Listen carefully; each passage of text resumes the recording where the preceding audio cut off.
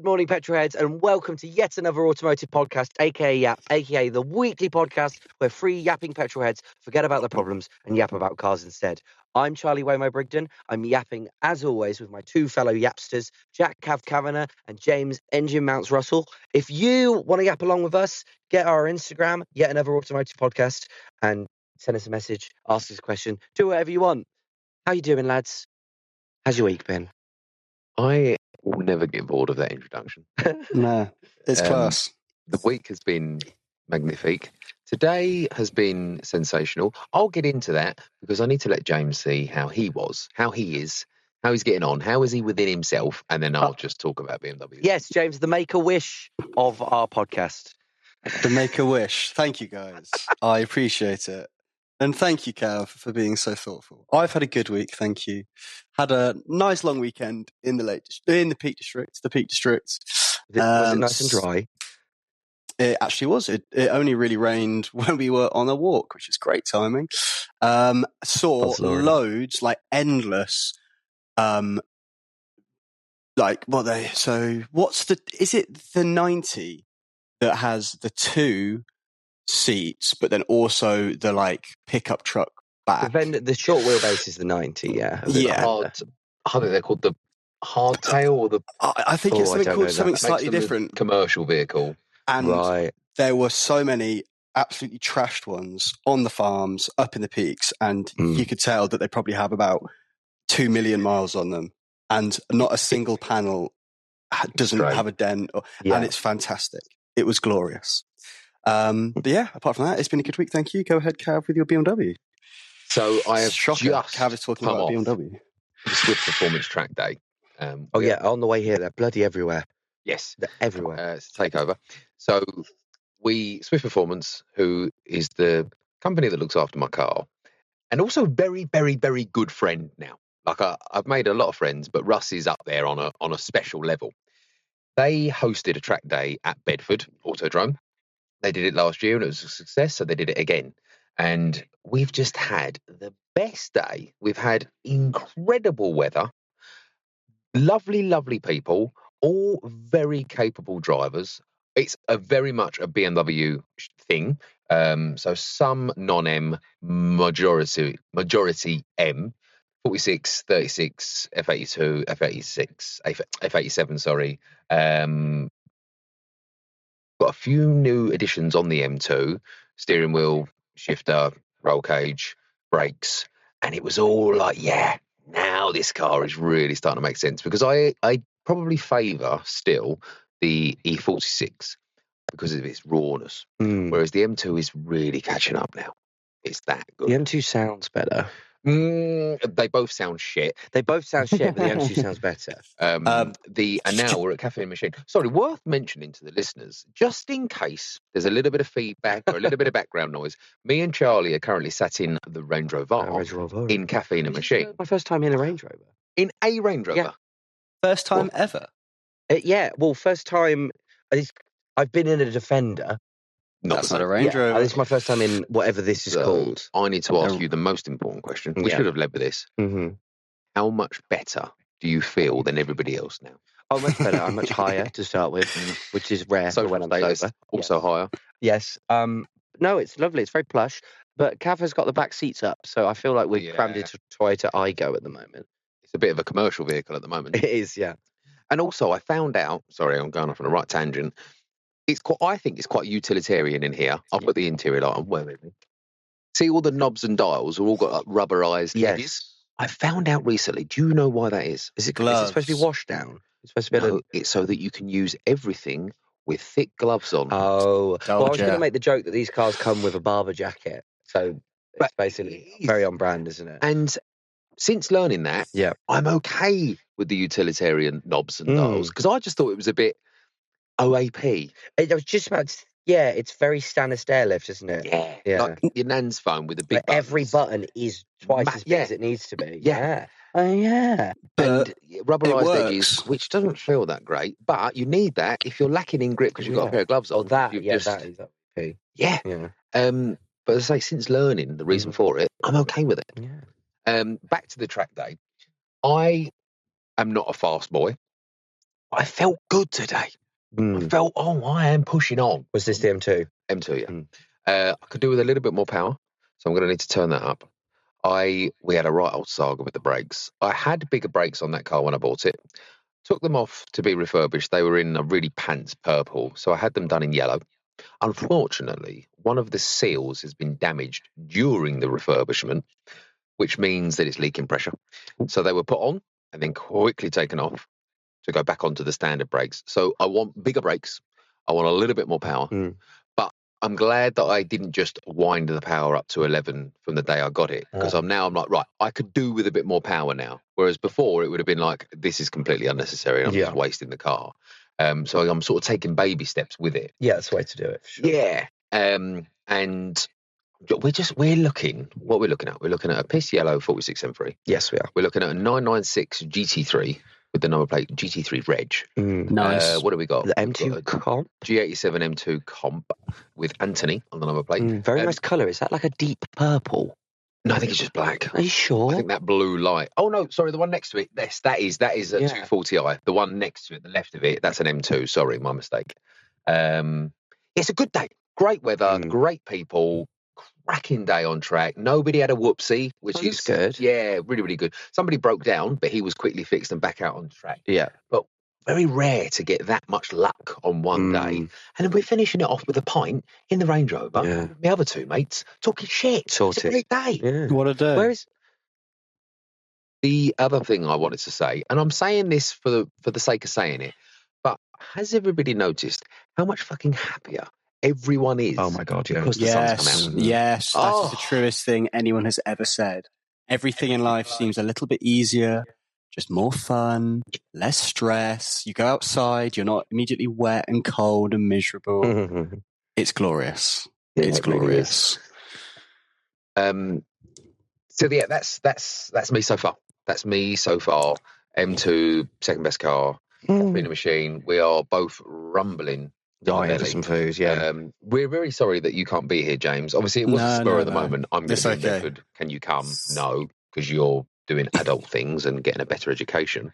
So yeah, but we need to do another face to face because I liked the energy last time. Yes, I'm a big fan of the face to face ones. Yeah.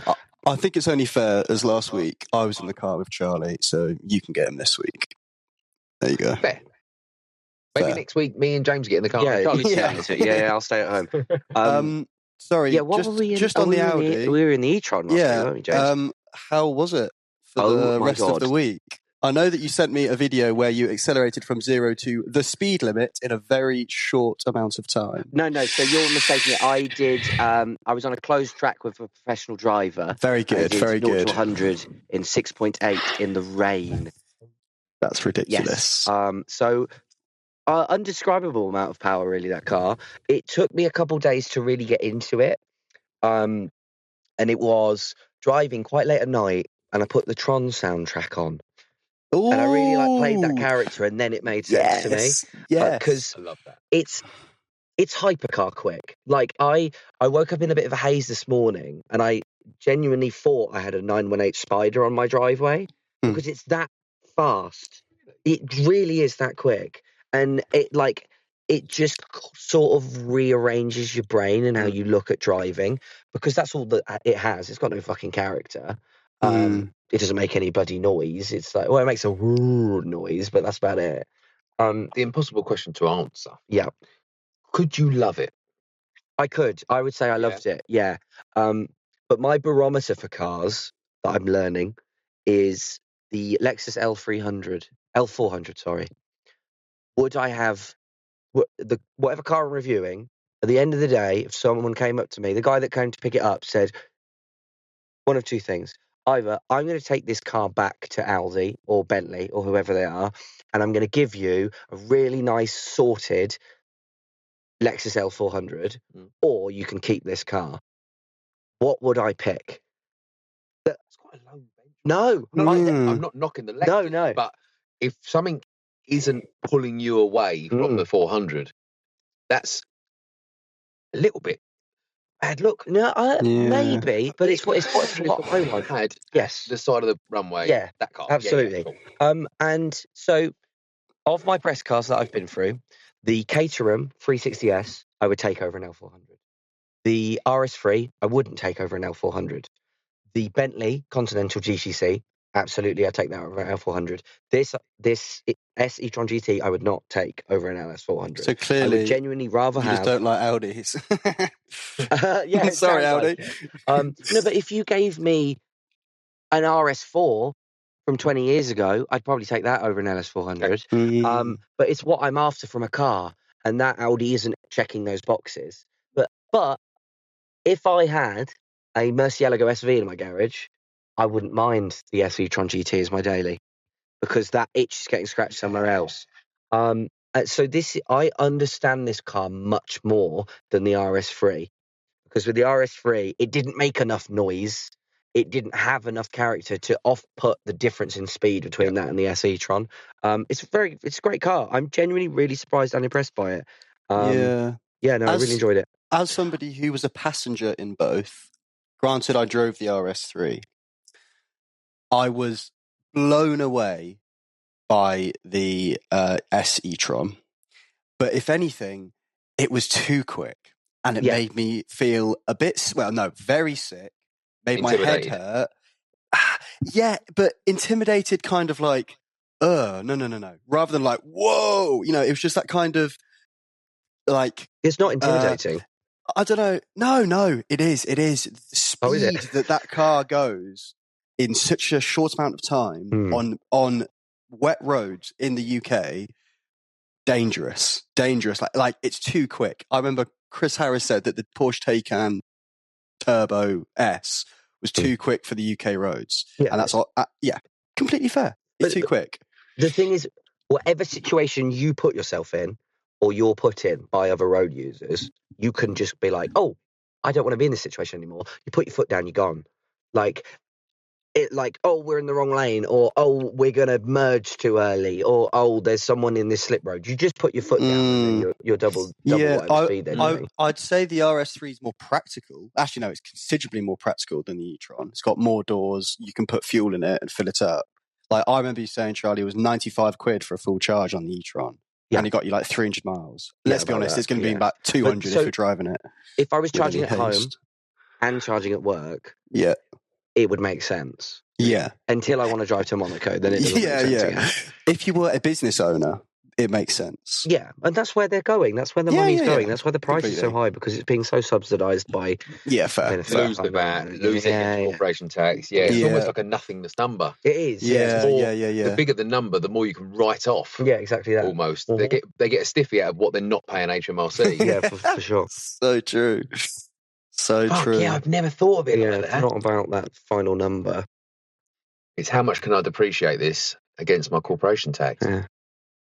Well, we've seen the answer. There's ones at the same spec for £78,000. Yeah, that's actually wild. Thought about that a lot. Yeah, me too. That just painful. And that also, I've never really thought about this before with cars. Is that the true value of it? Like, it should just be a 78 grand thing. I believe the true value of a car is what it's worth after 20 years, to be honest. I think a few wrong. more factors come into play. Yeah. That. Only because 20 years is too much. Volume of cars made really kicks the value of them down. Yeah, but that's the true value. No, it doesn't. But the value, the amount of cars made absolutely should be considered in the value of cars.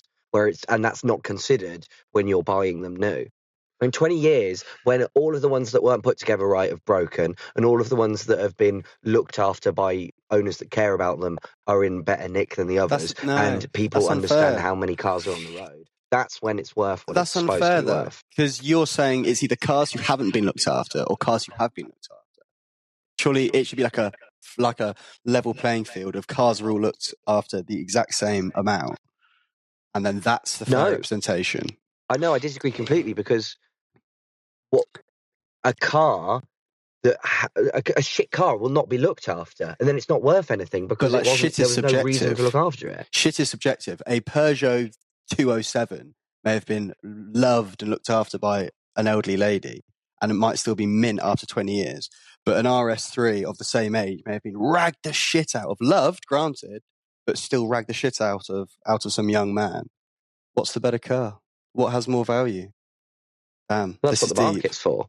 This And is I think deep. the market has more of a say after 20 years because there is this big RRP figure isn't hanging over anybody's head anymore. You can't be like, Realistically, oh, I'm not going to sell this for 60 because I paid 100 for it. And after 20 years, no one gives a shit what you paid for it. yeah, realistically, they're probably a similar value. An absolutely mint I Peugeot think- 207 and a ragged about RS3.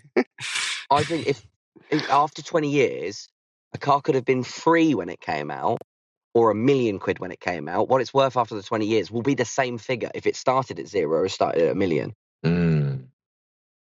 There was a Damn, great that's deep. story. Well, not a story, but a timeline.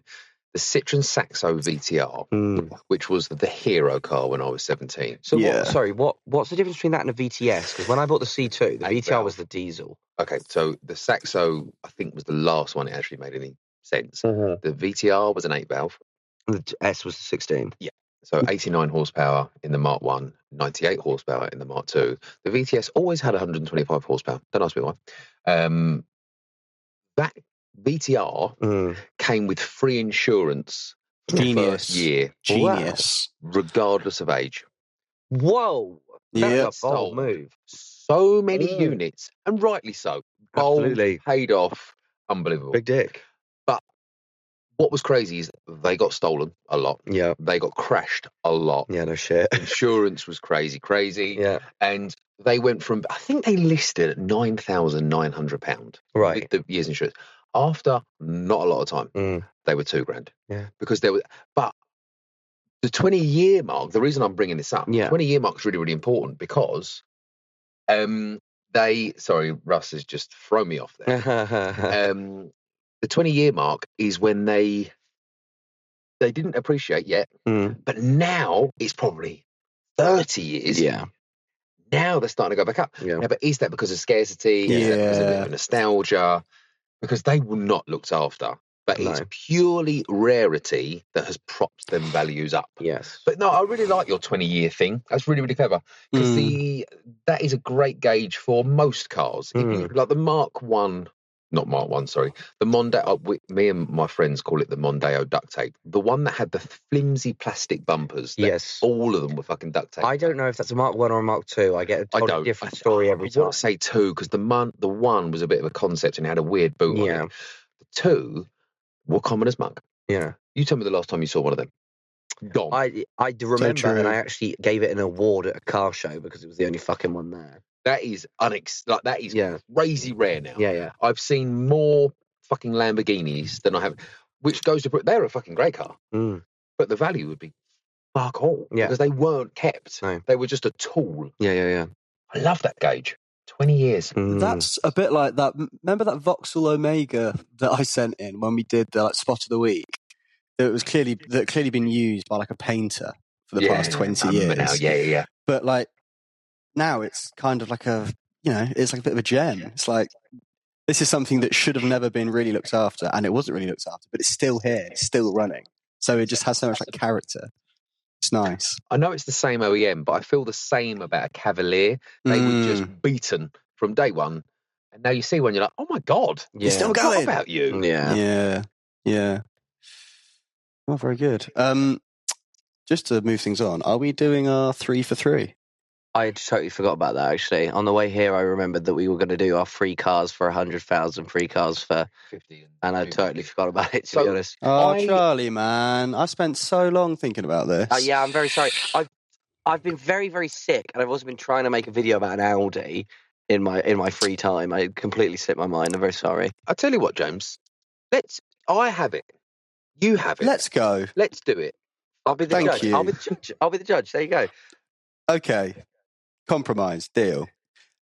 Okay, we're back in the room. Sorry, anyone who's listening, if anything weird is going on, it's because we've MacGyvered this thing. Yeah, we've thrown it together. Yeah. Sorry. So you two are going to tell me your 50, 100, 250. Yeah, and I'm going to pick using my amazing knowledge on cars, apparently. James, you were quite confident. You brought this up, so I think you should lead. Okay, deal. So I went for each 3, different country, different number of cylinders. And this was a snapshot of 3 days ago when I thought of it. I was like, right, let me just do them all right now. So it's James of 3 days ago. Yeah.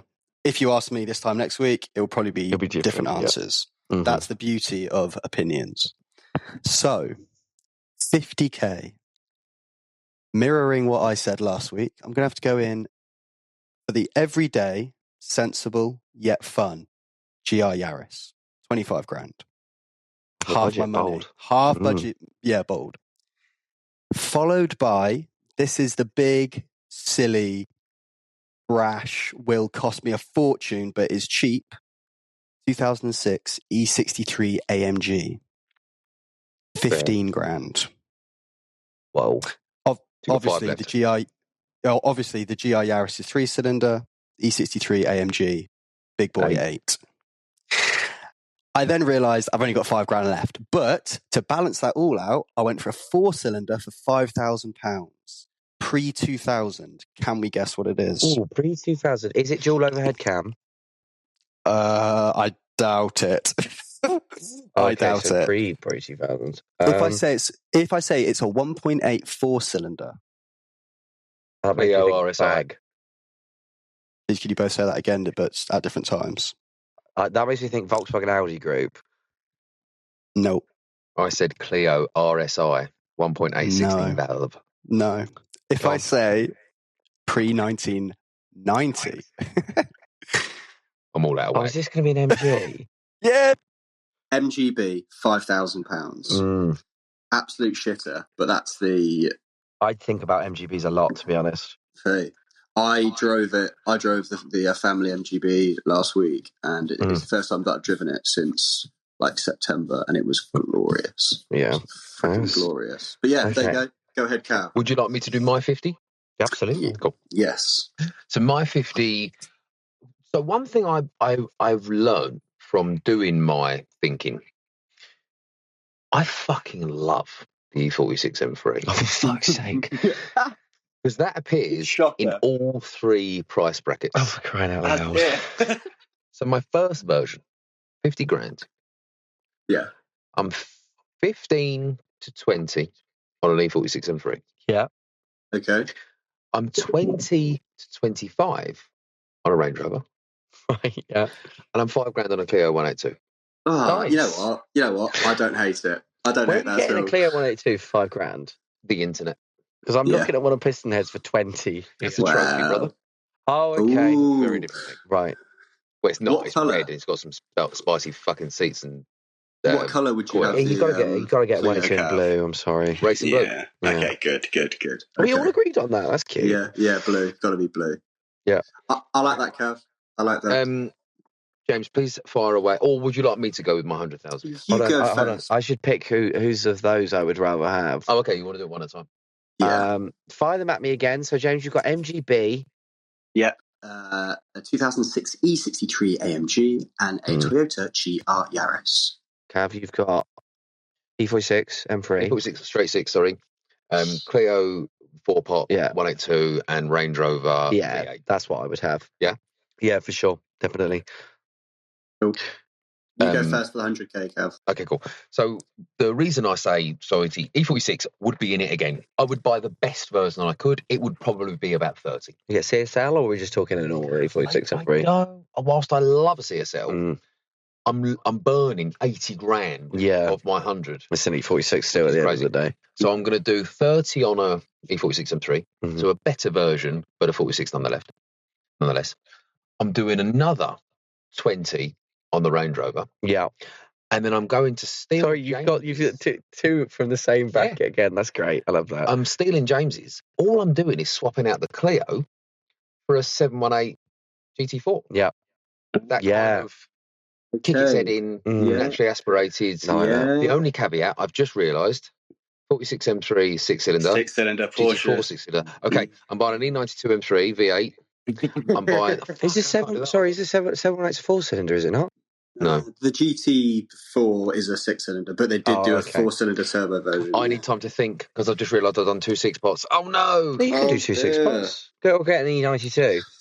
No, because that's a V8, as is the Range Rover. So it's a Range Rover. Ooh. Okay, I'm going to put a clause in there. Technically different configurations because one's an inline six And one's a flat six. box, yeah. You know what? Yeah, I'd allow that. Yeah, fair. I'd That's allow that. fair. Okay, I James, like pray tell. those. 100k. So for my quote unquote sensible everyday car, the family car, the dog in the back car, I'm going to have to steal your thunder, Cav, and go for an E61 M5. I saw one for 20k. I don't know how realistic that is. Yeah. If you could fill me in, is that a fair reasonable. price? Yeah, there's one non-piston head here for 23. Brilliant. Can you send me that link? My Yobbo. For my Yobbo, yet useful, kind of similar to a GR Yaris, I'm going to go for a Mark II Ford Focus RS, specifically in the neon green. Yeah. Do they do They're them around 30, in a different colour? which I was actually quite shocked. Mark They II. do them in white. Yeah, blue. I've never seen a Mark II in anything but blue, green. white. You probably just assumed I it was think an white. ST. Yeah, true. Yeah. Yeah. So that's 30, so I've used half the money. And then for my bit more exciting, bit more expensive, I wanted something that wasn't European or American, so I went to the Far East, an RX-7. You can get a pretty nice one for 50k. For 50k cool plus, thing. M5, V10. 50k now. Oh, 50k was nothing. There are mint ones on there for like 90. Wild. And it's a V10, a 2.5 5-cylinder, and then a Wankel rotary. Shout out the Wankel rotary. Shout out the Wankel. Shout out the Wankel.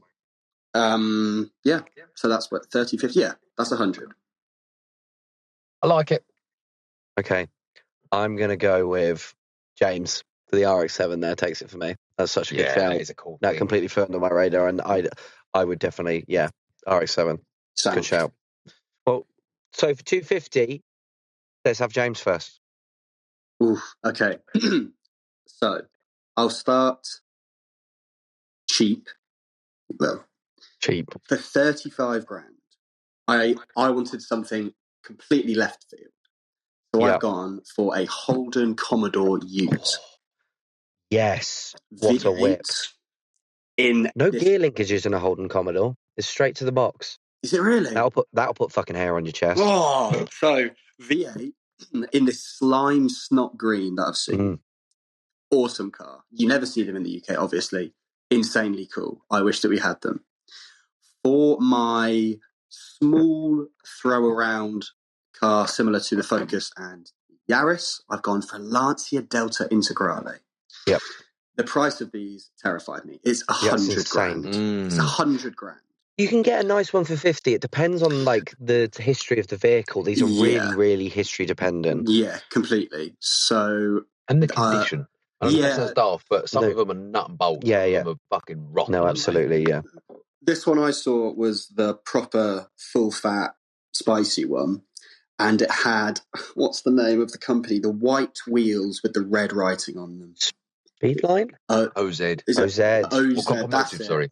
Something like that. It was red with those white wheels on. Look, absolutely mint. But it was 100 grand. So I was like, okay, crazy. I've got about 100 grand left, so I've gone for the 996 GT2, specifically the Club Sport, the one that we drove. It was so cool. Did you have a Club Sport? I wouldn't want a Club Sport. I think the cage is silly. I was thinking about it on my run earlier, and I was like, road car. If I'm going to have a GT2, fair. I want the carbon, I want the cage, I'll go silly. So that's slightly under the 250, but it's 6-cylinder, 4-cylinder, V8. So just to touch tips for a moment. Absolutely. My Porsche was going to be, is going to be, a 997 GT2. Okay, nice. Which wasn't because I prefer it. I just... maybe I do prefer it. I do prefer a 997 headlight. That's fine, mate. That's completely fine. I think you'd have to be mad to prefer a 996. 996 is good, but the 997 is better. 996, a 997 is better. I just didn't have enough money because I spent it all on the Delta and Toyota. Yes. Yeah. So I'm 997 GT2, 120, I believe, buys me one. Okay. I'm going to change my answer Ooh. just to be a bit more exotic, because I'm enjoying James's exotic variety on where in the world. I'm going to drop £80,000 on a Mark IV Supra manual, big turbo. Yes. Big turbo. Yeah. Which I think that is an obscene amount of money. Yeah, I can't. This is why none of mine would have had Japanese cars on them, because when you're spending money on Japanese cars, you're wasting so much on inflation that could vanish in like 5 years. I think it's been around long enough. Yeah, I that I take guess. comfort from it. I agree, overpriced, but still quite safely overpriced, in my opinion. So I'm 200 in. Yeah. And then the 50 grand left on a Range Rover. Oh, for fuck's sake. But I'm assuming it's a slightly newer one than the one you've been choosing previously. If you found a leggy, dog shit, tired, high miler, you might just get a 460. It would probably be a very, very, very good 405. That's a good one. I like how you kept the Range Rovers throughout. Yeah, I thought it would be the 46 to stay, but it wasn't. It was the Range Rover just makes sense. I guess you have a family. I've got slidey boys, I've got fast boys, and I've got wafty boys. There you go. Fairs. Well, I have been shopping for the 250k, trying to put something together. Because I've winged it. That makes my eyes water. Yeah, I know, right? In a good or a bad? In a bad way. I can suck a fat cock. This sucks my cock. No, this sucks my cock. This doesn't suck any cocks. Right. So I'm getting for £75,000. What generation of BMW is that, Kev? G what? G05, G15. I don't know. A 3 Series. No, it's a 3. Sorry. Oh, I don't fucking know. Can you guys keep me in the loop? What a BMW Alpina B3 estate. So what year is this? 2015, 2017? Doesn't even say. I think it's newer than that. Is it newer than that? Sorry, everybody. Hold on, caller. 58. 2023. Sorry, 2023 Alpina B3 estate, 75. Sorry, a car just launched out of Caffeine Machine. That was a B58. The Alpina that Charlie's talking about is not a B58. Yeah. Sorry. This is the 3-litre twin turbo. It might be a B58 then. Yeah, 3-litre bi-turbo touring Switchtronic all-wheel drive Euro 6. Also a B58. That's a gentleman's choice. Look at that. That is a gentleman's choice. That is to kind of offset the other two. Sorry? 75,000. How much were they new, though? About that, I'd imagine. Maybe a bit more. It Maybe can't be much more, can it? No, it can't be. Jesus. And then for another £75,000, a Lamborghini Gallardo Spider, because I have to have a Lamborghini. I'm sorry. And then for 100k, a TVR Cigaris. Nice. Which is a Cav is not impressed with. I mean, you are kind of doing the same job twice, also. I am doing the same job twice, but you guys finished talking before I really had the chance to go into it. To be fair, I'm gonna salesman it for a minute on Charlie's behalf. I do like the variety. There is no Lamborghini turning up to a TVR thing, and there is no TVR turning up to a Lambo thing. Yeah. They're two very different cars, very different customer base. And you're probably one of very, very few amount of people that would consider both cars. So I love you for that. Okay, fair. But bar the Lambo, the other two cars are just so wildly overpriced. The Gallardo is not overpriced. No, the Gallardo. Apart from the Gallardo. Oh, the Cigaris. And the Pina. Sorry. The Pina, £75,000. Give it 3 years. That is worth £22,000. Yeah. The TVR. Well, I was trying to hit my budget here. No, I get that. But you just spent money for the sake of spending money. Did, yeah. I would get. Your cars will not do well in the 20-year test. Why? No, that's true. I would have got if I wasn't forced to spend £250,000. I would have got an Alpina from 20 years ago. Yeah. It would have been. I'd enjoyed more. Charlie could have got 17 cars. Yeah, exactly that. Budget. So what I need to do, I take all of that back, and I'm going to do it properly next time. Yeah. But yes, so if anyone wants to write in and tell us a better idea, we'd very much like to hear it. And I will do a better job next time. Sorry, lads. And also, bedridden. Let's roll this out. Please give us £50,000 as the headline, and then your 3 cars. £100,000 as the headline, your 3 cars, and then please get us in the comment section, because there's going to be some little gems in there. You go, fuck, you've nailed that. Yeah. You've Yeah. absolutely nailed that. And we'll talk about it next week. Well, And yeah, I'd also like to do this more hands-on, and maybe one of our in-person ones, we could spend a bit more time getting it ready and have a PowerPoint each and really show what cars we could get. Yeah. Because I really do think there are some gems. I honestly, I'm really annoyed. I forgot. I feel like I could have done a great job with that. Who wins the title then, Charlie? If you had to vote on round 3. Quick I fire, think it's Cav, what have close. you picked? Range Rover GT2 Mark 4 Supra. Right, James. 996 GT2, Holden Ute, specifically the green one, and Lancia Delta Integrale. I would go with James here. But this is, with this price range, it's the least I've gelled with either of them, which is what I think shows you is money really lets you pick specifically what you want. Like as you get lower in the price range, the appeal is more broad, I believe. Yeah. You have to spend your money more sensibly in the lower. Yeah. Well, that was a good game. I enjoyed that. That was a good game. I enjoyed it. But should we end it on that? Because I'm so ready to eat some food. Yeah, feel free. Cry. So we will see you all next week when I'm sure we'll have been up to all sorts. And we will have better audio. This might be an absolute disaster. If you're hearing this, I should have told you about the AirPods. I didn't even think. No, but I should have had my earphones. You always have your AirPods. Yeah. I'm just well. There you go. Well, thank you so much for listening, everybody. Cheers, guys. Yeah. Love you, bye. Love you, bye.